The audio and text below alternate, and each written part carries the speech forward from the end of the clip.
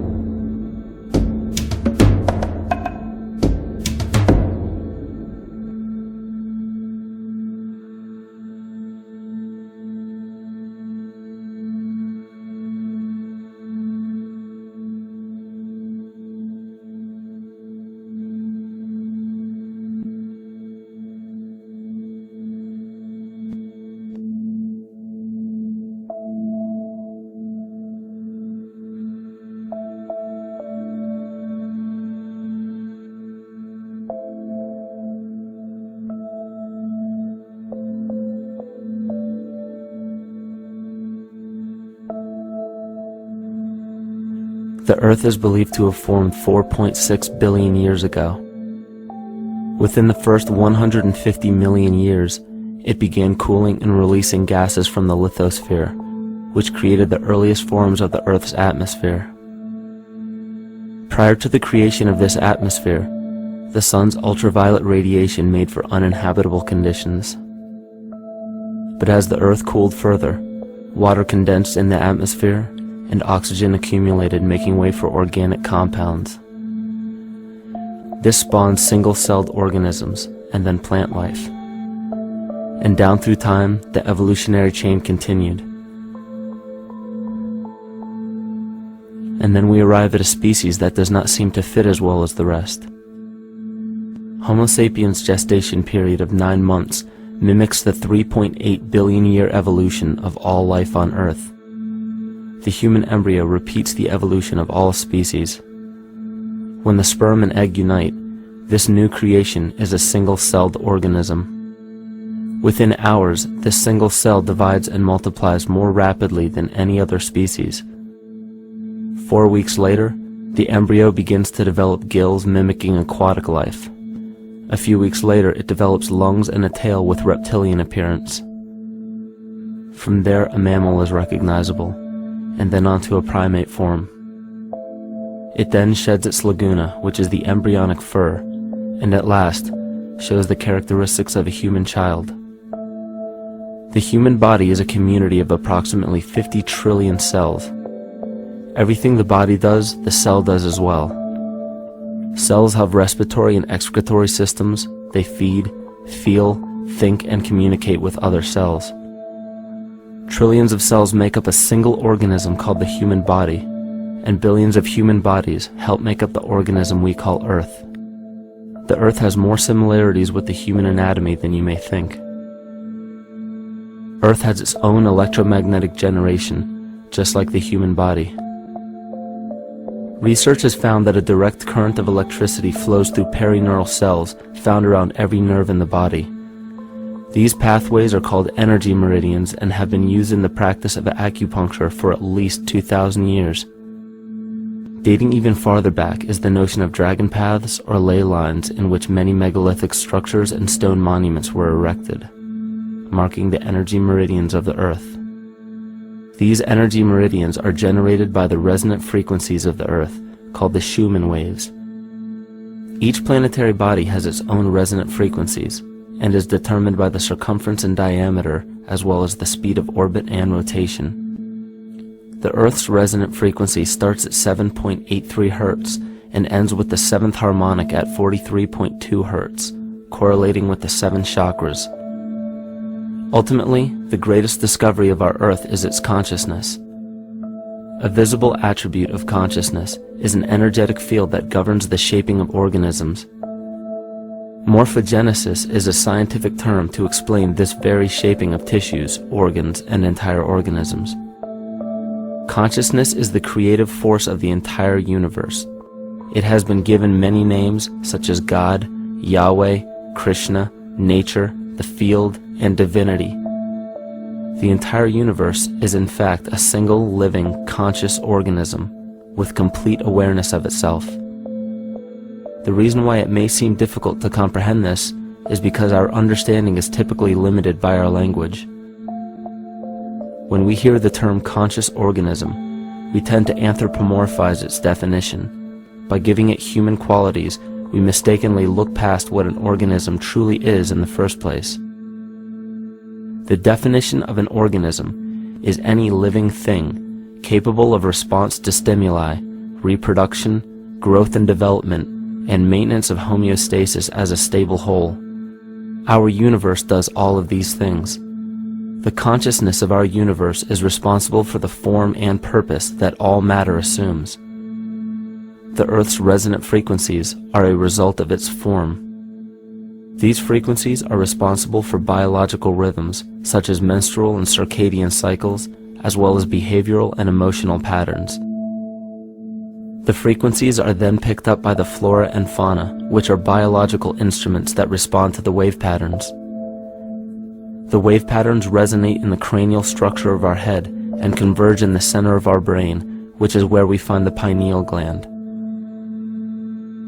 The pineal gland is believed in many cultures to be the spiritual third eye responsible for intuition. Descartes called it the seat of the soul where mind and body meet.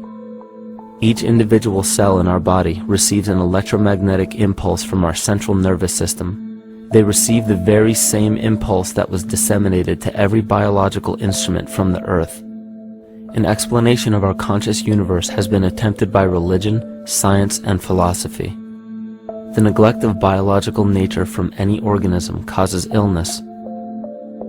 A divorce from nature, exile from Eden, confounding of tongues, they are all symptoms not of a biblical God or deity, but the true self. The greatest and only threat to ourselves is a loss of self, the death of our divinity. As we barrel through history with oceans of information, yet barely a drop of wisdom, we have to understand how we lost ourself.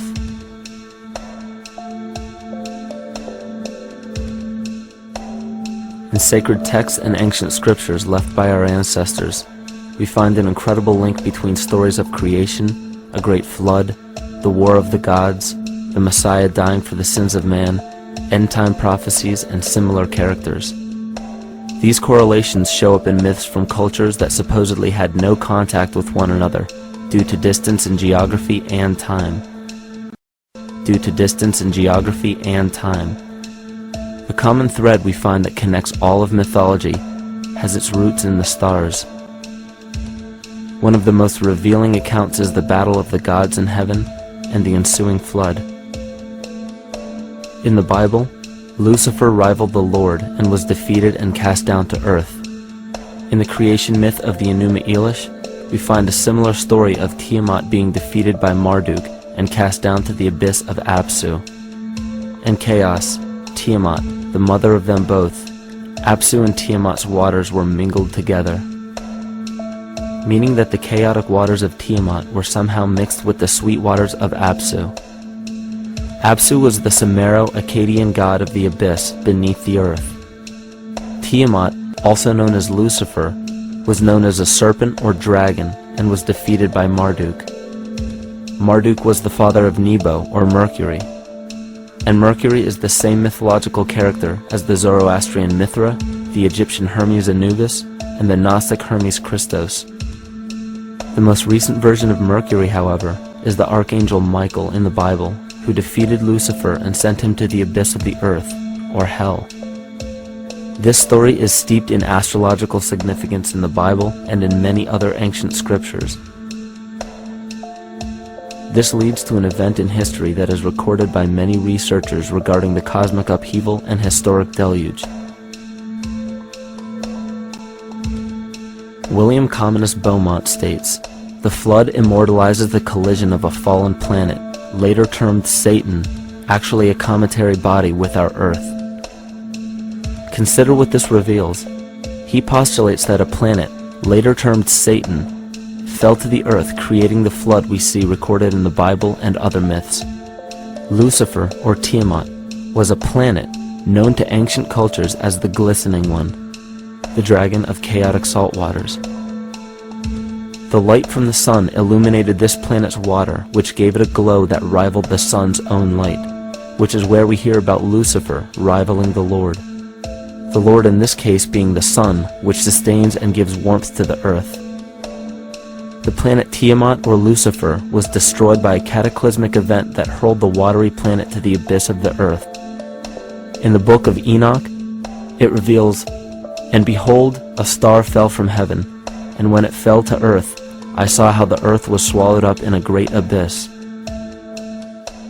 The myth of the Ute Indians states, "The sun was shivered into 1,000 fragments, which fell to earth, causing a general conflagration. Then Tawats fled before the destruction he had wrought. And as he fled, the burning earth consumed his feet, legs, body, hands, and arms, until at last, swollen with heat, the eyes of the god burst and tears gushed forth in a flood which spread over the earth, extinguishing the fire." This myth resembles the translation of the Enuma Elish by Stephanie Daly in her book Myth from Mesopotamia, which explains that Tiamat's eyes became the source of the Tigris and Euphrates rivers. As written in the book of Revelations, "And there was a war in heaven. Michael and his angels fought against the dragon, and the dragon and his angels fought back. The great dragon was hurled down, that ancient serpent called the devil, or Satan, who leads the whole world astray. He was hurled to the earth." The Roman mythology of Ovid gives the story of Phaeton, which happens to be another name given to the watery planet Lucifer, or Tiamat. This story reveals that Phaeton was a child of the sun and wished to become the sun for a day. Phaeton attempted this feat, and eventually Jove, who is also known as Marduk, destroyed Phaeton, sending him crashing to the earth in flames and put out by a tremendous flood of water from a river unseen before. The common theme we notice here is that of a saltwater planet, the great dragon, Lucifer, Tiamat, or Phaeton, was defeated and fell to the earth, and now dwells in the abyss known as hell, giving us the outline of the story of Lucifer rising up against the Lord and being defeated and banished to rule the underworld. As we know, however, an outline is but a shell of a story. The inner meaning, the spirit of the myth, comes with a deeper understanding of the essence of each planet, not just the physical planet, but the conscious core, because we know now that the proportions and velocity of a planet gives them their own characteristic frequencies, which govern biological and behavioral patterns. These planets reflect the archetypal psychology of man. In ancient times, probably the most important field of research was the study of the heavens. Galactic bodies and their movement through the sky were known to be symbolic of the inner faculties within human consciousness. Within all organisms, outdated science has only explained the physical world measured by our five senses. Only in esoteric religions, mysticism, and quantum fields of science are we to find any attempt at explaining where thoughts and emotions fit into the sense-perceptible world. We also understand now that humanity is a community of cells within the organism of the Earth. The Earth, therefore, is a higher organism that shapes our form and function. This higher organism and all other planetary bodies are governed by consciousness, just as we individual humans are. Therefore, the Newtonian belief that galactic bodies are nothing more than lifeless forms floating in space is tantamount to claiming that we humans are nothing more than a composite of elements in motion. We know that this is untrue because we feel, we think, and furthermore we see the result of our consciousness creating what we call life. Plato wrote, "This world is indeed a living being, endowed with a soul and intelligence, a single visible living entity containing all other living entities, which by their nature are all related." Furthermore, the cosmos is a single living creature which contains all living creatures within it. And in an article out of the Sufi journal, the author writes, "The world is a living spiritual being. This was understood by the ancient philosophers and the alchemists who referred to the spiritual essence of the world as the anima mundi, the soul of the world." In scriptures, we hear of the claim that angels guide the inner soulful actions of people, or that the gods wield influence over man. Most ancient spiritual and scientific teachings held the belief that the hierarchies of the gods, angels, archangels, archai, all the way down to the cherubim and the seraphim, are the hierarchies within the human psyche. In this way, we must understand that when the whole of ancient myths and sacred scriptures speak of spiritual influence from a higher being, they were speaking of archetypal forces that are inherent within us, not an influence from an external source. This is where we begin to see the relevance of astrology as an ancient form of science that resurfaced in the 19th and 20th centuries under the name of psychology. Friedrich Nietzsche even stated, "As long as you still experience the stars as something above you, you still lack a viewpoint of knowledge." This is astropsychology and maps the inner faculties of the psyche. In pre-Christian times, there were schools known today as the mystery schools or the mystery religions. The messages encoded in the scriptures and ancient archaeology came from adepts of spiritual science. The intent was to teach the initiates the deeper meaning of these myths. What became later termed as Lucifer, Satan, or the devil was representative of the ego, which rivals the Lord, the representative of the self. The true self is the epicenter of a person's entire being. It is the total sum of everything that we are. The false ego, on the other hand, is the idea and concept we create about ourselves in the course of our lives, which typically excludes any qualities we don't wish to accept about ourselves. However, humanity has been endowed with the freedom to choose either to obey the true self or to give in to the temptation of the vanity and materialism of the false ego. This is the most notable trait that separates man from animal: our freedom of choice, the choice to follow our concepts and ideals or our natural impulses, the choice to sustain nature or to destroy it. This freedom of choice weighs on the fate of the entire organism that we call humanity. Cancer begins with a group of cells within a community that fail to communicate with the conscious signal of the organism. Those cells begin to grow out of control and spread to other areas of the organism. This very disease is evident in our world today. The cancer upon our earth is the domination of our false ego and our divorce from nature. Collectively, among every human, the cancer upon our earth is the domination of our false ego and our divorce from nature. Collectively, among every human, vanity leads to segregation and competition. Competition leads to fear and greed. Greed leads to deceit and immorality. And immorality is the breeding ground for illness, waging war on our earth. Every act of hatred and destructiveness in our world begins with self-hate and self-destructiveness. And it all begins with a breakdown in communication.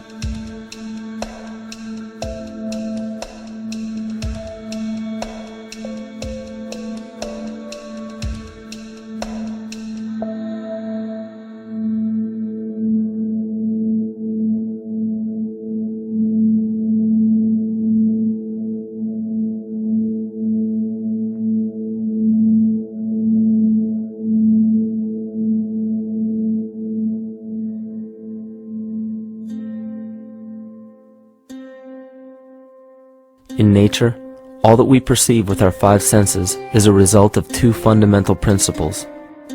Everything in existence is made of a relationship between vibration and matter. Vibration is a masculine creative force countered by matter, which is a feminine receptive force. Thus begins the principle of duality.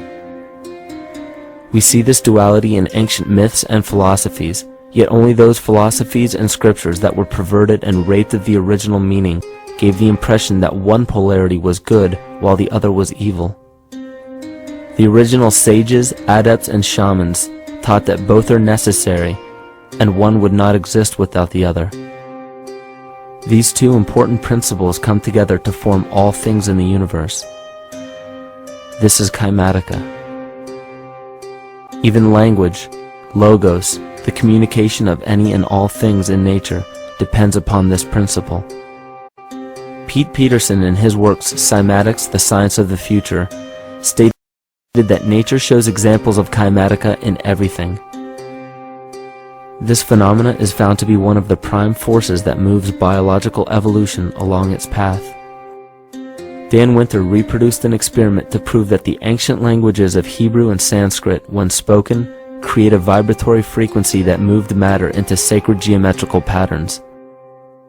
Upon further investigation, Hebrew, Sanskrit, Aramaic, Arabic, and other elder dialects have older roots in a parent language of Gaelic and quite possibly an even earlier origin.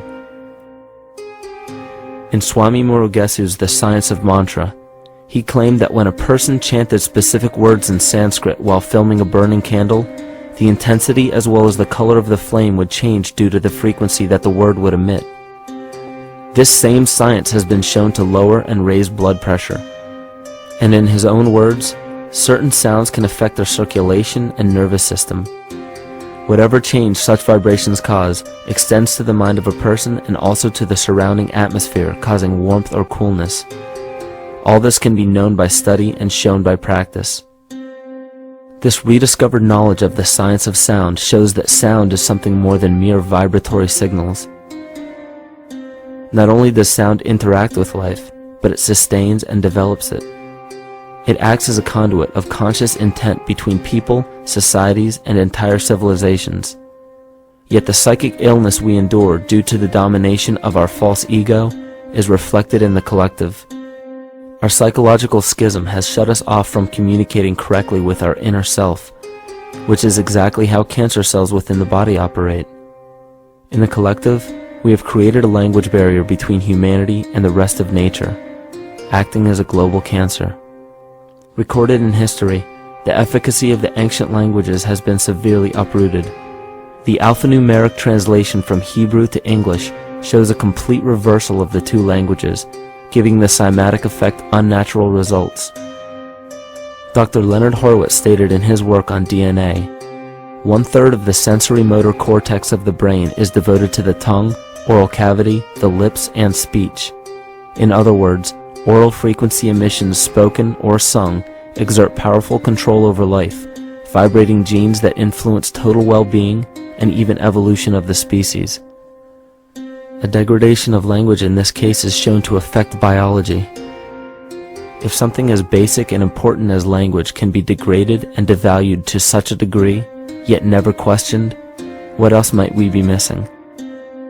Think of an aspect of your life that dictates the limits of your freedom. Government and law enforcement, insurance and pharmaceutical companies, taxes, building permits, driver's licenses, and more. There are hundreds if not thousands of stipulations, regulations, and boundaries on our freedom. And out of the ones that were just mentioned, how many have you researched to find out whether they apply to you or not? Let's look at the forms of law that we currently acquiesce to.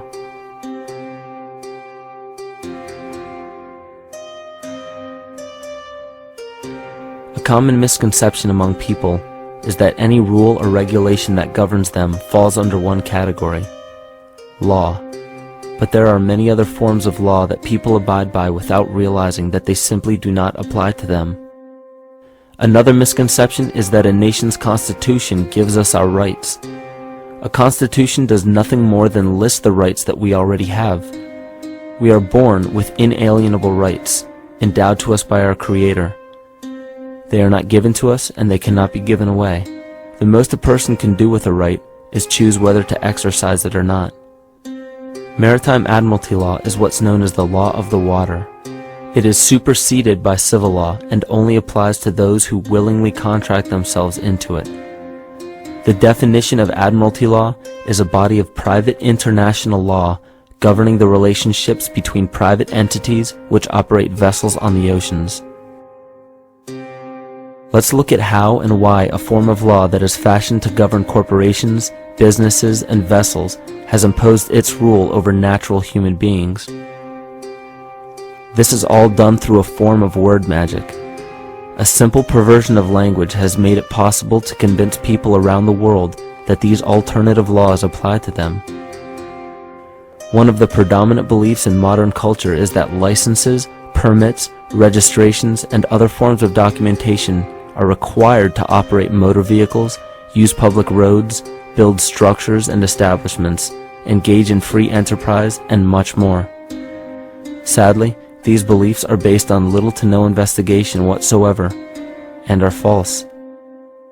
This belief structure is perpetuated by Maritime Admiralty law. This form of law was originally created to govern ships docking in foreign nations for the import or export of products and resources. It deals with banking and merchant affairs, not civil affairs. When a product is taken off of a ship and brought into a foreign land, that nation takes custody of the resource and accounts for it with a certificate. That certificate marks the birth date of that product in the custody of the respective nation. Think of why it is supposedly required to have a certificate of live birth in the first place. The Barron's Dictionary of Banking Terms defines a certificate as a paper establishing an ownership claim. So right there, we notice that everyone with a birth certificate is defined as being owned. People are used as collateral with other nations because the U.S. is bankrupt. The United States declared bankruptcy on March 9th of 1933. At this point, the U.S. began taking out loans from a private, non-government affiliated corporation called the Federal Reserve. With no money to pay back the loans, the United States began using the citizens as collateral. All birth and marriage certificates are literally warehouse receipts. Just look at the similarities of warehouse receipts and birth certificates. Both document the date of issue, a serial number, registration number or receipt number, a description of the product, and an authorized informant to notify the appropriate government agency. With all of this information being readily available, the majority of people are unaware of their involvement with Maritime Admiralty law. This is possible through the manipulation of language. This Admiralty law changed the meaning of the word person from a natural living person to a corporation. Driver's licenses, vehicle registrations, auto insurance forms, building permits, gun permits, work permits, tax filing documents, birth and death certificates, traffic citations, and many other forms of documentation that were once believed to be absolutely necessary only apply to persons or corporations. Upon signing such a legal document, you are indirectly waiving your rights under the Constitution and lowering your status to that of a corporation that is created with the same exact name as you. The only way to reconcile your true name from the name of the corporation is to take notice that the corporation has its name in all capital letters. This is known as capitis diminutia maxima. You may take notice that your driver's license, birth certificate, social security card, insurance cards, and more use all capital letters to legally represent the corporation with your name, not you. The corporation is known as an artificial person, whereas you, the human being, are known as a natural person. This deception goes even deeper when it comes to the courts that we attend. When showing up to court, you will notice that there are seats for witnesses behind a wooden fence or barrier. The defendant must cross through the entrance to the other side of the barrier where the plaintiff and judge sit. This act symbolizes the boarding of a ship. At this time, business can be conducted in Maritime Admiralty law. The judge, acting as captain or banker, is responsible for settling the balance between the two sides. This is why there is always a monetary value involved in any court case. The captain is simply dealing with banking and merchant disputes. Once the balance is paid, the case is closed. To turn the court case away from admiralty law where your rights are not protected, you must avoid agreeing to represent the artificial person. This is done by stating that you are the natural person. You don't have a first or last name because those imply corporate title. In a court case, you may state that the court takes judicial notice of your honor's oath of office. Every judge must take an oath of office to practice law, yet you must make it clear to the court and the jury that the judge is acting as judge and not banker. Remember that you are a natural human being of the earth. You are not governed by anything but your own consciousness. Laws are created within a society. The society that created the laws we see being enforced today is called the Law Society. Yet the most beautiful part of this entire deception is the fact that we are not part of the Law Society, so their laws do not apply to us. Judges, lawyers, and law enforcement officers, they're all part of a society. Within that society, they've created their own language that's deceptively similar to English. They have these little things called statutes, acts, and regulations that seem like laws, but they really only apply to those within their society. So that basically means all the traffic violations, minimum age requirements, and everything except for damage to another person or their property doesn't really apply to the natural person. Laws only apply to those within the Law Society. The game being played is an illusion.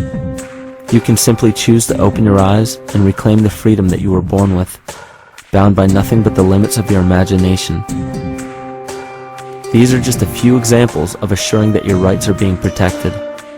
By far, the most important line of defense against this deception is to be aware of the perversion of language, and be absolutely aware of how you form your beliefs and concepts.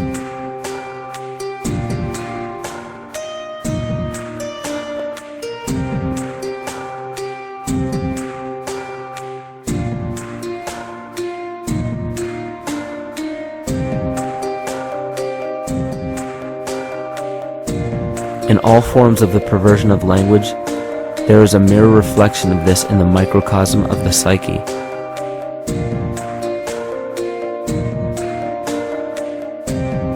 And the problem I see with humanity today is we don't truly know ourselves anymore. We have the 9-to-5 job, we have the house, the children, the bills, the television, the hobbies, and the errands that we run every single day, and we eventually begin to believe that this is who we are. But who are we beneath the job title, beneath the status of mother or father, theist or atheist, Republican or Democrat, black or white, man or woman? Who are we? Who are we deep down inside? We don't know, because every time we hear an answer that we don't want to accept about ourselves, we deny it. We'll pass it off and project it onto somebody else and judge them for it. This is repression. And we see what repression can do to us on an individual level, but what about on a collective level of humanity? What happens when the whole world refuses to see what they truly are on the inside?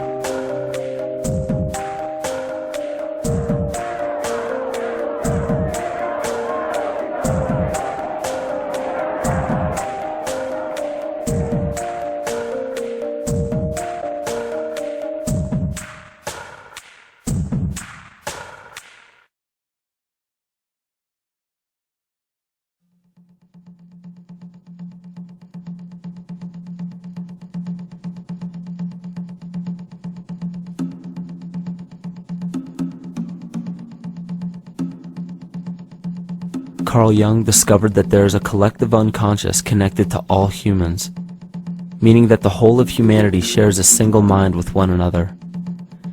This is evident in the world through accounts of shared mythology and symbols, the study of morphic fields, and with the science of kinesiology. This collectivity is a global example of the unconscious mind of the human body, in which trillions of cells share a similar signal. This parasite, called our false ego, requires a continuous flow of sustenance to survive. Food, fuel, and any other form of sustenance is energy. Human consciousness is an electromagnetic field of energy. When this potential energy is utilized, it then releases kinetic energy, which is used to perpetuate the false ego. This scenario occurs in the smallest parasitic organisms, all the way to a collective organism called humanity. A parasite will release chemicals that cause the host to crave the sustenance that the parasite needs to survive. As long as the host is unaware, it will keep feeding the parasite and starving itself.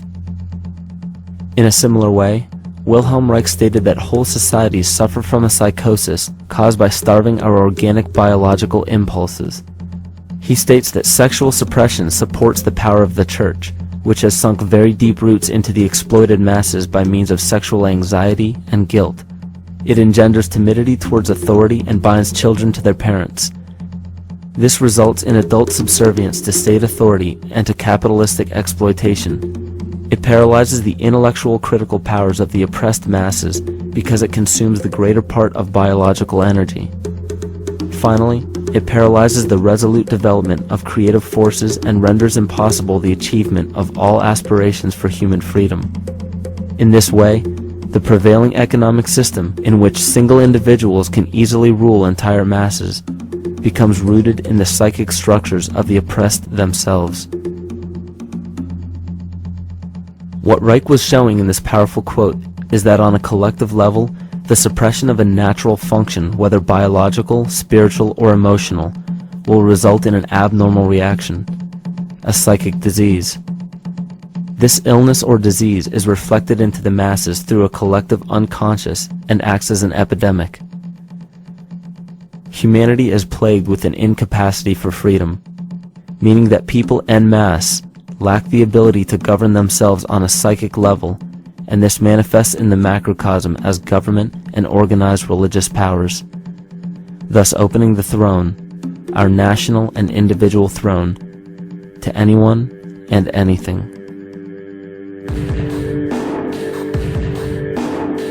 Enter the infamous rulers of the earth, the patriarchs of civilization, political, social, economic, and spiritual dictatorship, psychic tyranny. This simple illness within our psyche, this lack of responsibility and neglect of basic human freedom, has made way for every tyrant that has ever held rule over people on this planet.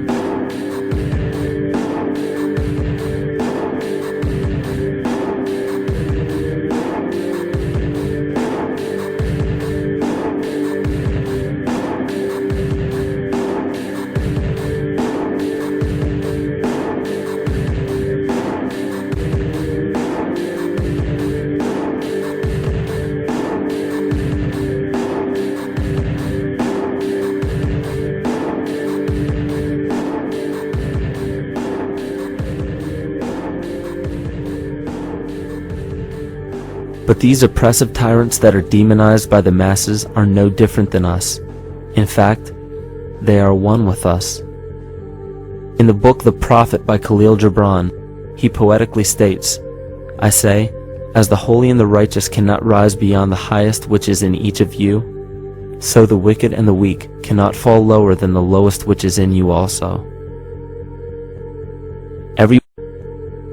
Every one of us has the capability to commit the most horrifying sin or show the most beautiful compassion to our fellow man. This is the very definition of an illness within the psyche and soul of man.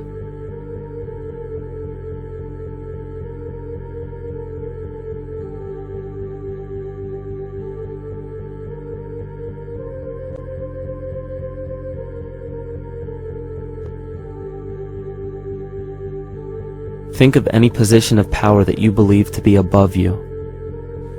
Royal families, government leaders, the United Nations, financial organizations, corporate monopolies, and media juggernauts. These are all facets of our false ego. They are the physical advent of our own sickness.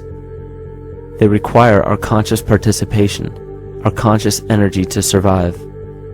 Because without our cooperation, without supplying them with the sustenance of complicity, they starve. Their very nature depends on our desire to be ruled. And a typical symptom of the illness among humanity today is our continuous denial of our illness. Repression. We consistently repress those qualities we choose not to accept about ourselves. This is why it is so difficult to see the false ego and its multiple manifestations for what they truly are.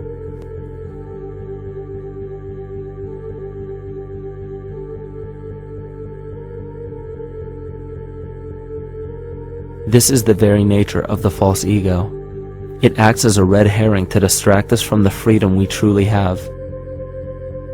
For this psychic parasite to survive, it must supply us with a chemical that will cause us to remain dependent upon it.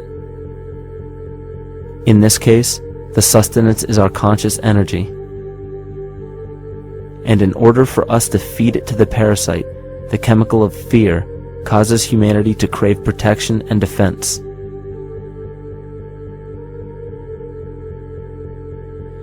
The functions of the body to survive can be broken down to two basic functions for any organism to survive. You have to be able to grow, maintain yourself, take care of your biology, but you also must be able to protect yourself, so that if you're just growing and you can't protect yourself, you'll become food for something else. So the survival involves a balance between growth and protection. Through the history of human civilization and through human evolution, we recognize that our nature is to be in a state of growth, and that our protection is only supposed to be used to, help us out of that threatening moment. You can't be in growth and in protection at the same time. So the significance is, when we see a need of protection, the stress hormones in the body shut off the blood vessels in our viscera or gut, which is the part of the body for growth. Well, the issue is, if you took the blood from the viscera and moved it out to the arms, then you left no blood in the viscera. That means no growth. But you're ready to fight. And when your fighting is finished, then the blood returns back to the viscera and you grow again. But in the world that we live in today, it's 24/7 fear.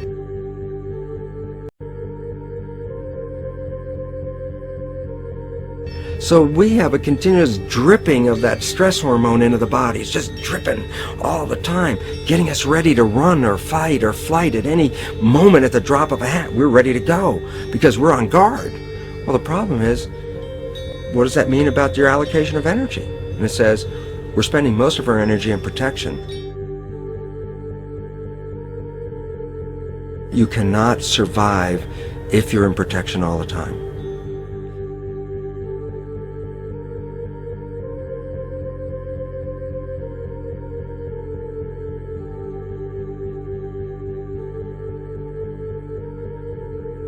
And if the parasite can control the nature of the fear, it can then create a fear among us that only it can defend us against. A recent physical manifestation of this comes from Zbigniew Brzezinski, former Secretary of State who also supported President Barack Obama. In his book, The Grand Chessboard, he states, as America becomes an increasingly multicultural society, it may find it more difficult to fashion a consensus of foreign policy issues, except in the circumstance of a truly massive and widely perceived direct external threat. Even the Reichsfuhrer of the Nazi Party, Hermann Göring, sums up this game of supply and demand perfectly when he stated, "The people can always be brought to the bidding of the leaders." That is easy. All you have to do is tell them they are being attacked and denounce the peacemakers for lack of patriotism and exposing the country to danger. It works the same in any country. It also works the same in every individual psyche. Just remember that the false ego has only one desire: to become greater and more powerful than the true self. This illness causes us to believe that we are separate from nature. This is why we see such a rise in the dependency of technology. This is why we see such little stewardship for the earth and the environment. And this is why we see bigotry, racism, sexism, and every other form of discrimination possible that leads to crime, violence, wars, and eventually, the global destruction of the organism. This endless state of fear, confusion, and segregation our world seems to live in is a symptom of the false ego creating a false threat.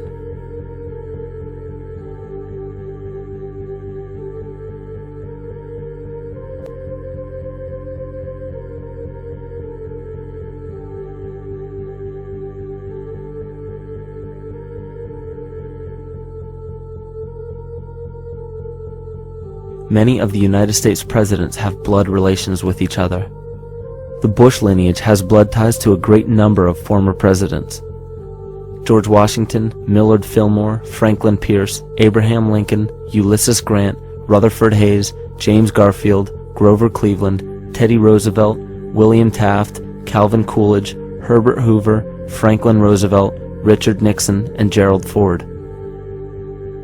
Michael Tessarion points out in his work that Bush is closely related to every European monarch on and off the throne, and has kinship with every member of Britain's royal family. Bush's family tree can be documented as far back as the early 15th century. He has a direct descent from Henry III and from Henry VIII's sister Mary Tudor. He is also descended from Charles II of England. And we also find that George W. Bush is a direct descendant of Godfrey the Bullion.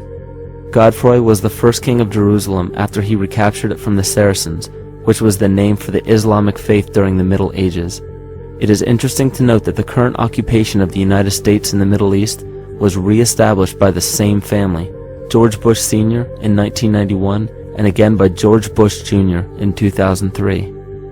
George Bush Jr. is then found to be a cousin to both opposing candidates of his 2 terms in office, Al Gore and John Kerry.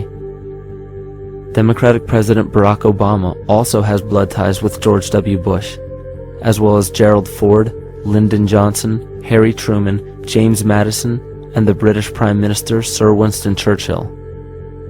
On the opposing side of the 2008 presidential ballot, John McCain is descended from Robert the Bruce, King William I of Scotland, and also Godfrey the Bullion. Probably one of the most interesting facets of the bloodline relations is the fact that the whole British royal family has descent from the Muslim prophet Muhammad through the Arab kings of Seville.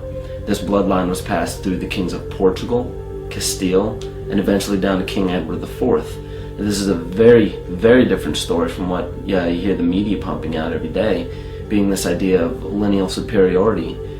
It's completely debunked according to the foremost authority of aristocratic lineage, Burke's Peerage. And this just goes to show that there's the true story, and then there's the manufactured illusion, the front that's given to the public.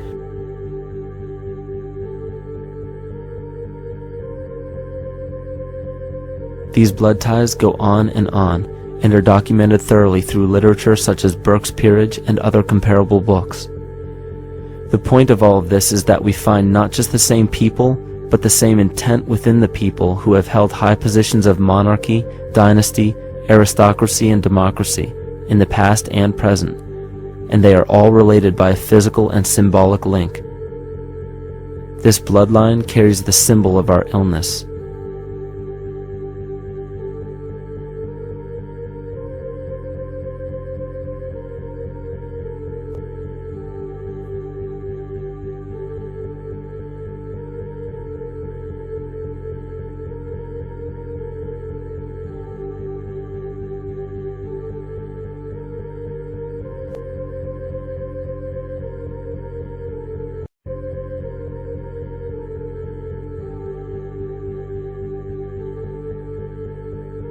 The symptoms of our psycho-spiritual illness are the wars, terrorist attacks, artificial or man-made disasters, and leader figures.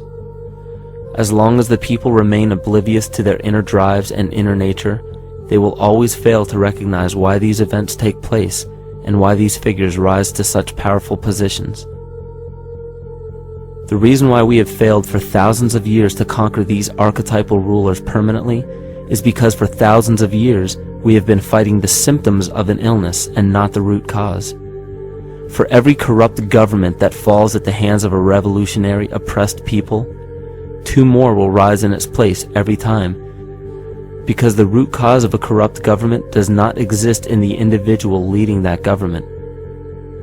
It exists within the psyche of every individual, because an unaware host to a deadly parasite will do anything to avoid accepting his own incapacity for freedom.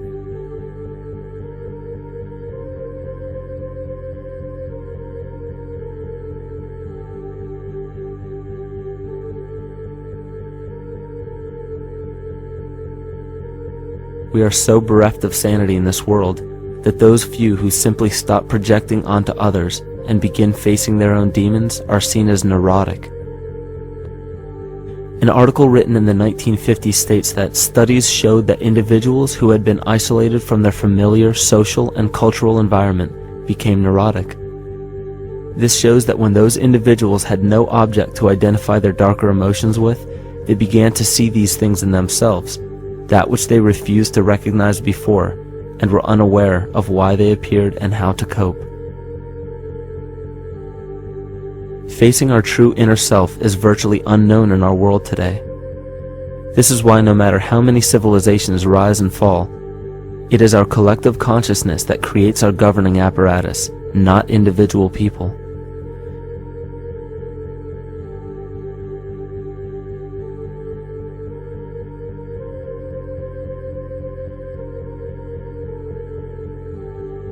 And after countless attempts, you would imagine that people would realize that a physical retaliation may not be the solution. Yet here we are, thousands of years later, with technology that can clone DNA, vehicles that can break the sound barrier and probe the depths of space, and science that can overcome almost any sickness. Yet we still fail to take notice to the importance of thoughts and consciousness.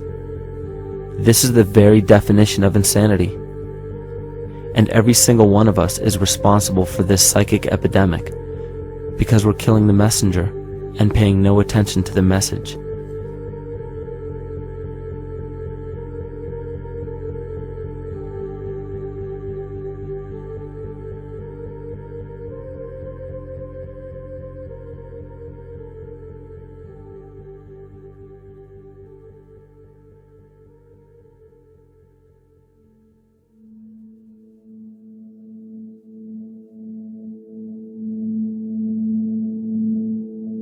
During the 1990s, 3 Nobel laureates in medicine advanced research that revealed the primary function of DNA lies not in protein synthesis as widely believed for the past century, but in electromagnetic energy reception and transmission. Less than 3% of DNA's function involves protein manufacture. More than 90% functions in the realm of bioacoustic and bioelectric signaling. So why is it important to know that DNA functions in bioelectric signaling? HeartMath Institute has discovered the heart and brain maintain a continuous two-way dialogue, each influencing the other's functioning. Although it is not well known, the heart sends far more information to the brain than the brain sends to the heart, and the signals the heart sends to the brain can influence perception, emotional processing, and higher cognitive functions.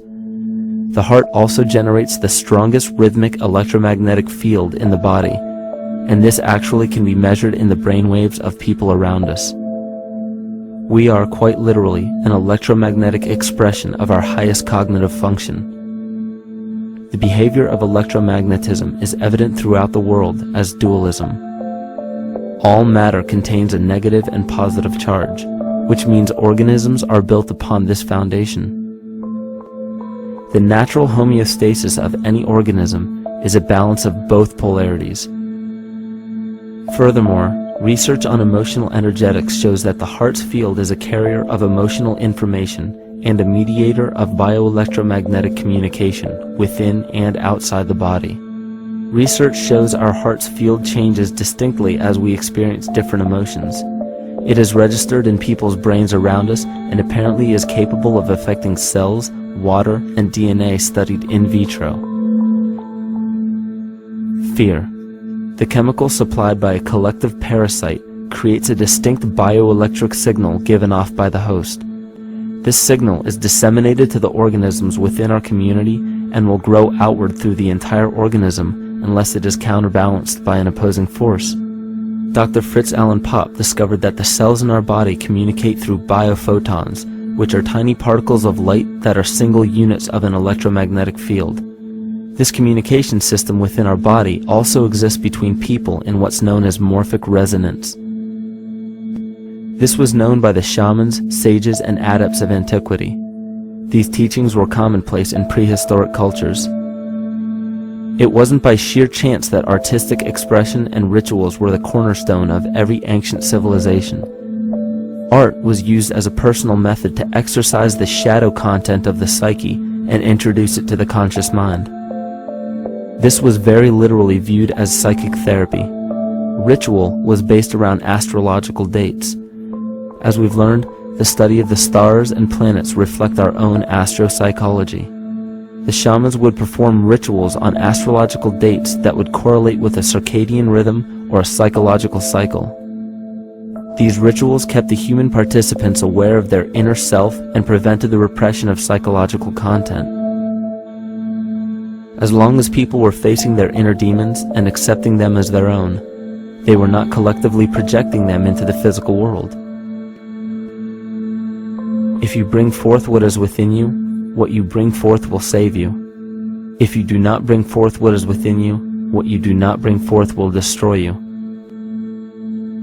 The progeny of our psychological disease began growing rapidly after a series of catastrophes forced the collective into a somatic state of fight or flight. This lowered the immunity of the population by introducing a state of immense stress. Our body becomes more susceptible to illness under stress. In this manner, humanity fell ill when entire bodies of land were swallowed up by the floodwaters. This uprooted many tribes, chiefdoms, and civilizations from their homes, and their ritual practices that were used as a conduit for psychic wellness were put on hold in order to survive the catastrophe and seek new homes. The shamans were spread to many new areas of the world. This information has been suppressed. We are made to believe that advanced civilizations such as ancient Egypt and the Mayans of Mesoamerica came about with no prior rudimentary remnants or evidence of evolving intellectual artifacts to bring them to their peak. We are meant to believe that their incredible knowledge of mathematics, astrology, agriculture, economy, polity, and architecture came out of nowhere. This leads many researchers today to the understanding that the origins of these civilizations have been suppressed. Not surprisingly, the force that has guided the suppression of this knowledge comes from the exact bloodline of the political and religious leaders stated previously. These are some of the notable book burnings and suppression of important texts in our history.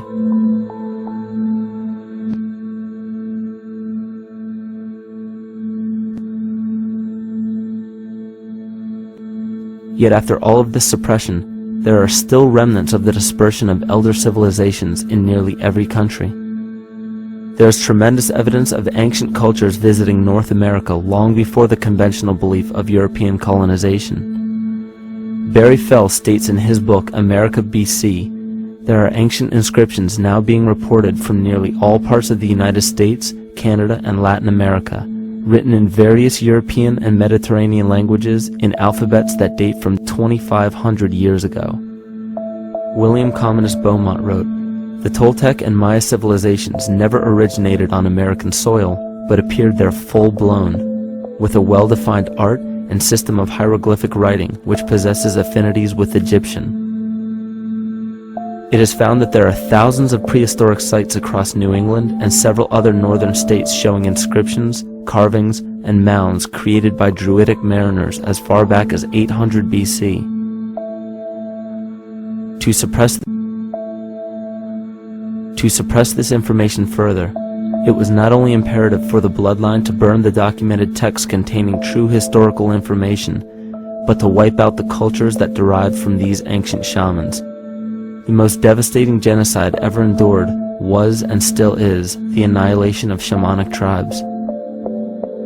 We've lost our traditional roots and don't know about ritual. The dragon dances and the ghost dances of the Native American Indians, what do you think that was all about? All the shamans of the world, when they do their rituals, they're doing that. Their work, harmonically through dances, is to strengthen the immune system of the earth. But they've been all murdered. So that was why in the 17th century, exactly the same period I'm talking about, there was an all-out agenda that when you come across indigenous people, you annihilate them. Columbus was sent on his expedition along with agents of the crown to disrupt the lives of the natives and seize mineral resources. He visited every island in the Caribbean, depleting the gold and taking as many slaves of the native Taino tribe as possible. 5 million natives were murdered within 3 years, according to Leah Trabeck. Within 15 years, the Arawak tribe of 250,000 was completely wiped out. The population of the United States prior to European contact was greater than 12 million. 4 centuries later, the count was reduced by 95% to 237,000. From 1494 to 1508, over 3 million people had perished from war, slavery, and the mines. Who in future generations will believe this? I myself, writing this as a knowledgeable eyewitness, can hardly believe it. My eyes have seen these acts so foreign to human nature, and now I tremble as I write.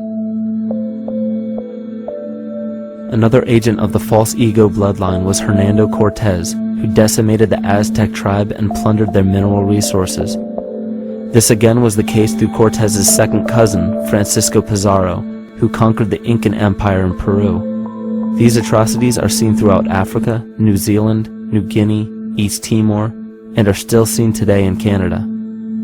This was a deliberate attempt to bury any surviving remnants of the ancient world and our true history. It is a naive mistake, however, to categorize and blame everything and everyone involved with politics or religion for this suppression of knowledge. It is only natural for people to crave spiritual understanding when there are so many manufactured missing links and perversions in the spiritual text today. And due to this void of spiritual wisdom, honest and moral people who are simply trying to understand their place in this world become the prime consumer market for those who wish to exploit this vulnerability. To have enough power to run our own lives, basically.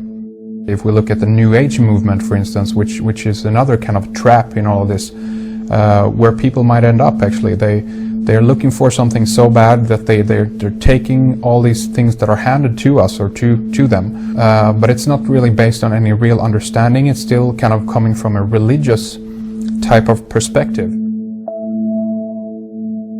People are genuinely seeking something new. They're genuinely seeking a new type of spirituality, or to better themselves, or to change something. But this is being hijacked, and what they actually do is that they lead you into another type of group mentality or a new age religion, whatever it is, and people still are not able to kind of really break free from that and follow their own journey or their own path, which I think is very important in all of this.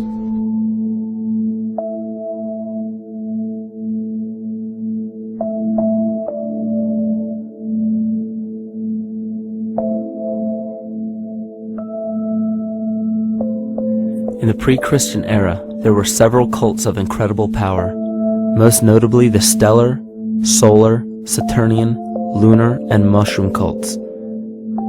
It is simple to see that worshippers of the lunar goddess comprised of the lunar cult. The worship of sun gods were indicative of the solar cults. The Saturnian cult, which consisted of Phoenicians and Canaanites, worshipped El or Eli. The biblical exodus of the Hebrews from Egypt showed that they entered Canaan and merged the lunar cult of Isis, the solar cult of Ra, and the Saturnian cult of El to form Isis, Ra, El. Israel. The old Israelitish cult and mythology, the Yahweh worship, the patriarchal legends, the sojourn in Egypt, and so on, are rooted in the religion of the sacred fungus, developed from the underlying fertility philosophy of the ancient Near East. The Jewish mitre, Muslim turbans, and military berets are derivations of the symbol of the mushroom cult. One of the first and most prominent, however, was the stellar cult, and a number of these ancient cults were created for shamanic purposes and earthly stewardship, yet some were taken over with different intentions. Just as you would imagine in any establishment of power, smaller cults formed within the main cults to worship individual deities. The cult of Mithras and the cult of Dionysus are two examples. You still today can see the Mithraic or Phrygian cap on the symbol of the seated Liberty dollar, the coat of arms of many countries, the reverse side of the flag of Paraguay, the seal of the United States Senate, and even involved in the solar cult holiday that we now call Christmas. In the cult of Dionysus, many festivals were celebrated, such as the Greater Dionysia, celebrated in Athens around the spring equinox. The foremost event in this festival was the Thymelic contest, in which poets, musicians, and entertainers performed in an open-air theater. Musicians did not have to pay taxes, and members of the Artists Guild did not have to participate in military affairs. The cult of Dionysus is still alive to this day as the entertainment industry.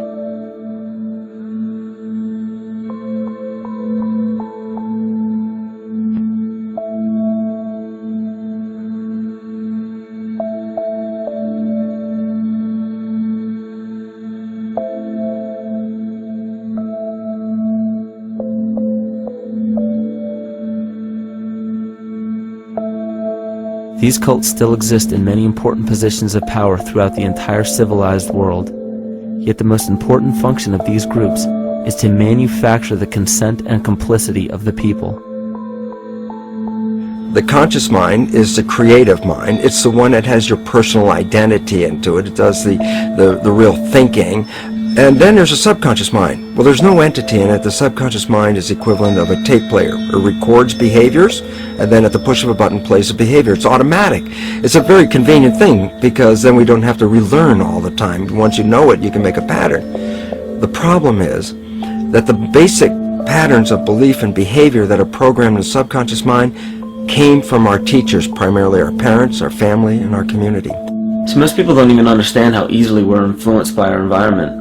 Every person that we encounter, every single situation that we're faced with, every little word that's said on television may not seem too influential to our conscious minds, but your unconscious is designed specifically to let every environmental signal influence you without your awareness. So the question is, are we leading conscious or unconscious lives? And now neuroscience has told us in the unfolding of our lives, only 5% of our life is controlled by our conscious mind, and 95% of the time controlled by the subconscious with programs from other people that were installed in there.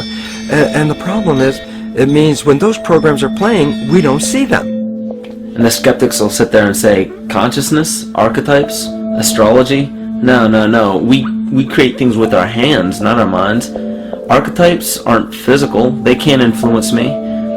But when you think of the fact that we're only conscious of this small little fraction of our behavior, what we don't realize is that entire countries, entire civilizations that think they're free and independent, but are unconsciously too afraid to be free and independent, they will beg to be governed. And if they can't do it themselves, who do you think will consciously or unconsciously take that responsibility? It usually ends up being that strong, masculine, animus archetypal figure. When we think we're in danger, we're not looking for our mother to nurture us. We want our father to protect us. And right on cue with the age of fear, this age of catastrophe, the age of this parasite, we see masculine domination. And one of the primary conduits for giving our responsibility and our conscious energy away is money. We surely don't want to admit that our dependency on money is flawed, because that would imply that the fault is our own. And God forbid we take responsibility for our lives, so we blame the money. This is the cornerstone of the entire illusion being built around us by the false ego. Money is said to be the root of all evil, yet it cannot be evil because money is only a symbol. Symbols carry only the faith and spirit of the observer. This means that the symbol of paper money, yet it cannot be evil because money is only a symbol. Symbols carry only the faith and spirit of the observer. This means that the symbol of paper money evokes and surfaces the evil intentions and inherent flaw of our false ego. Money only exists because we agree to accept it as valuable. And to further illustrate our incapacity for freedom, we've given the control of our faith-based money to a private corporation instead of the federal government. There is no law stating that we have to use Federal Reserve notes as currency. We choose to because we fear the alternative: independence.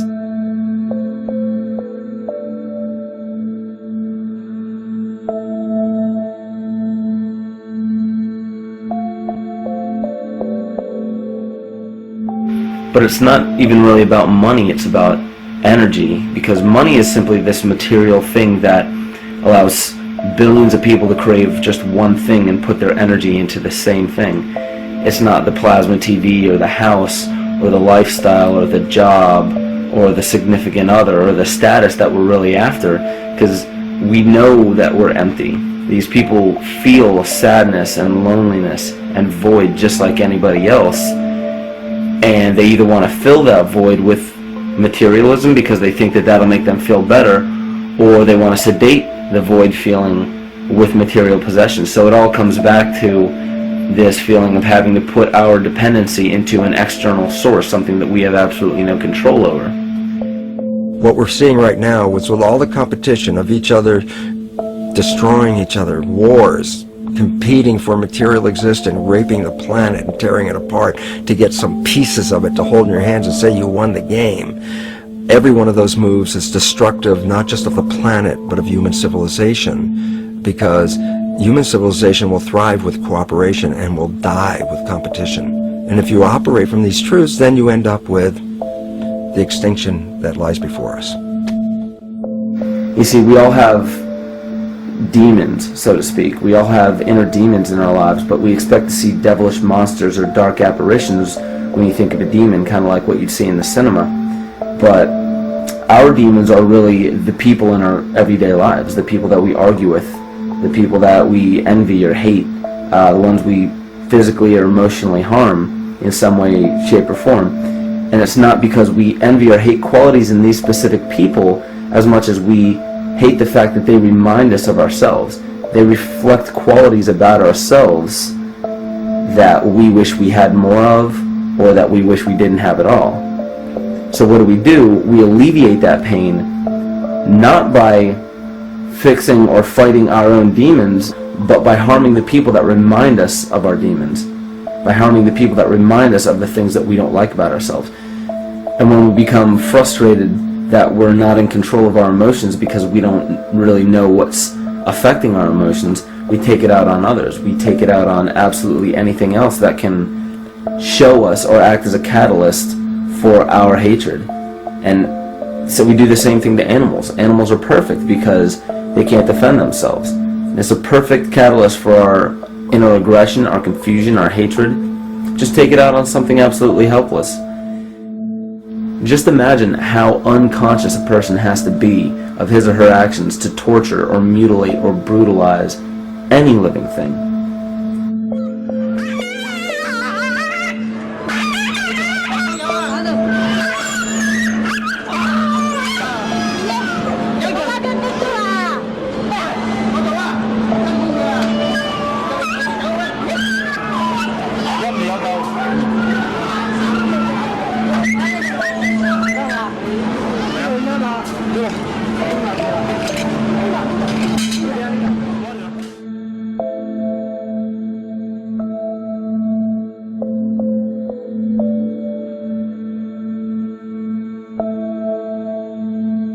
It goes down and he'll be here and we can, ouch, come on. Ooh, bit ya. Look at his tail. Is it common with the kids maybe? He's a big guy. That's a real. Think of the lack of compassion you must have towards life in general to be able to feel no semblance of sympathy towards entire populations, let alone just individuals or individual animals, entire populations of a species that are bred specifically for the purpose of commodity. But I'll tell you what's even more dangerous is not so much the people carrying out this cruelty, because that's already been established. That form of hatred and cruelty has already been established and it's already known. What I'm really worried about is the people who are against inhumanity, the people who are against animal cruelty and feel self-righteous enough to think that it's justified to inflict harm or even wish harm on these people. Because those are the people who take unconscious cruel behavior to a whole new level of conscious cruel behavior that's perfectly acceptable in their minds, because they feel that it's their job to bring other people to justice, like they're an authority figure of some sort. Those are the people who will have a much harder time figuring out why they harbor so much inner hatred and resentment. They don't seem to realize that it's just another form of the same exact hatred. So to keep from facing our inner demons consistently, what do? Well, we begin to realize, hey, wait a minute, maybe it's not alright to inflict harm on any other living thing. Then the ego has to come up with a more esoteric form of cruelty to trick us into displaying the same form of self-hatred, the same indignant attitude, but just in another way and towards another group of people. But the emptiness will always find a way back in, and people will always start to feel restless again, no matter how many times they transfer blame to yet another person or yet another group. We need chaos in our lives. We crave destruction. We beg for catastrophe. Because if we don't have these things to act as a form of exorcism or a catalyst for us, we start to notice these things in ourselves, and that's what we don't want. You see, we can deal with wars. We can deal with terrorism. We can deal with stock market collapse and economic collapse. We can deal with these things. But once we start to notice this chaos within ourselves, that's what we're really afraid of. We'll take 1,000,000 September 11ths over one moment of true insight towards our self-hate.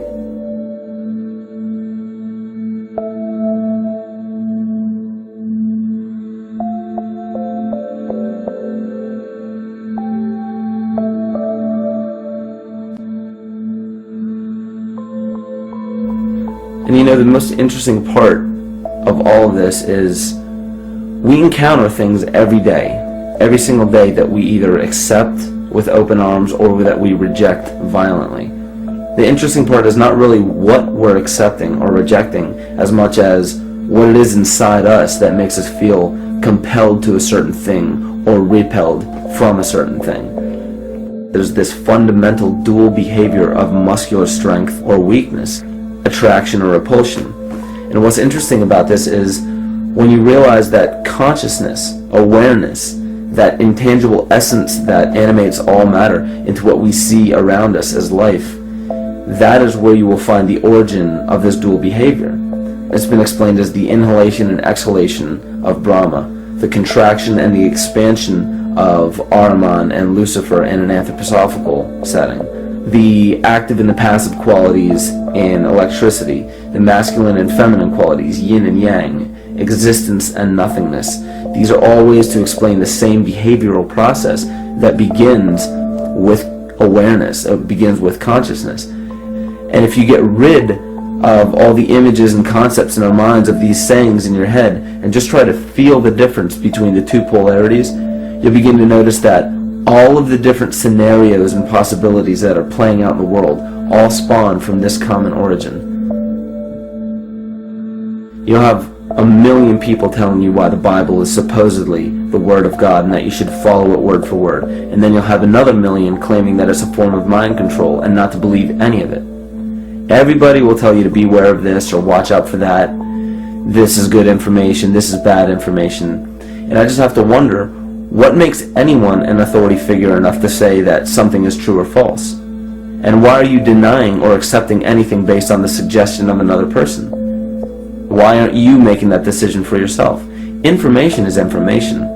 There's no such thing as good or bad information. It's all what you do with it. I say let everything be your Bible. Give every piece of information, every person, every event or scenario or situation an honest and open mind. Because then it's your responsibility to respond to it in the way that you choose. Not following the herd, not following convention, it's your responsibility. And that's the point when, no matter how many people tell you you're wrong or right, you're not dependent upon their approval. If we at least question our own actions, question our own thought process, and make a conscious decision to what we feel is right every single day, that's what I believe to be divinity. That's true shamanism. And that, to me, is what it really feels like to be alive.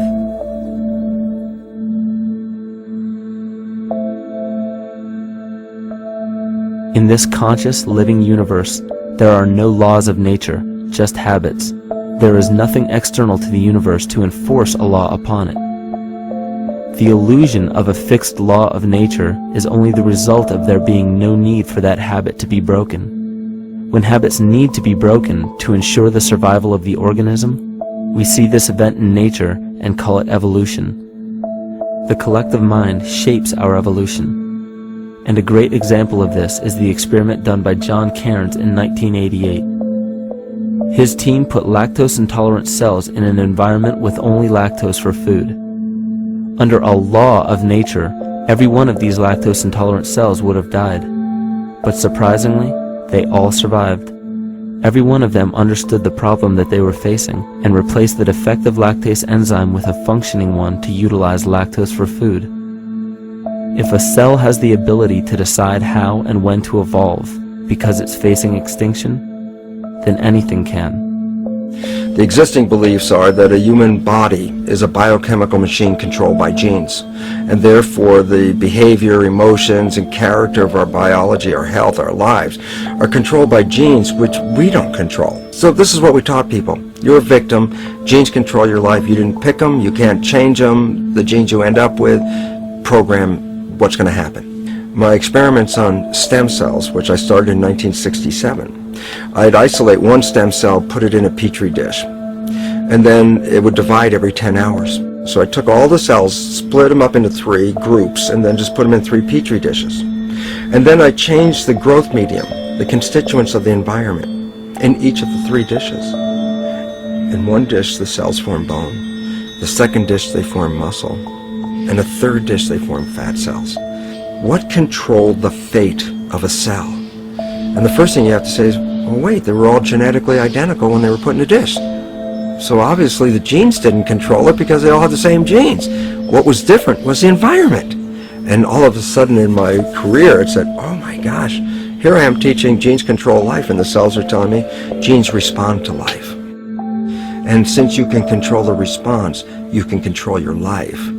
It's how you read the environment, how your mind perceives the environment. And if you understand this, then you could lead yourself to the most wonderful expression on this planet, to be fully alive and fully healthy, just how you respond to the world.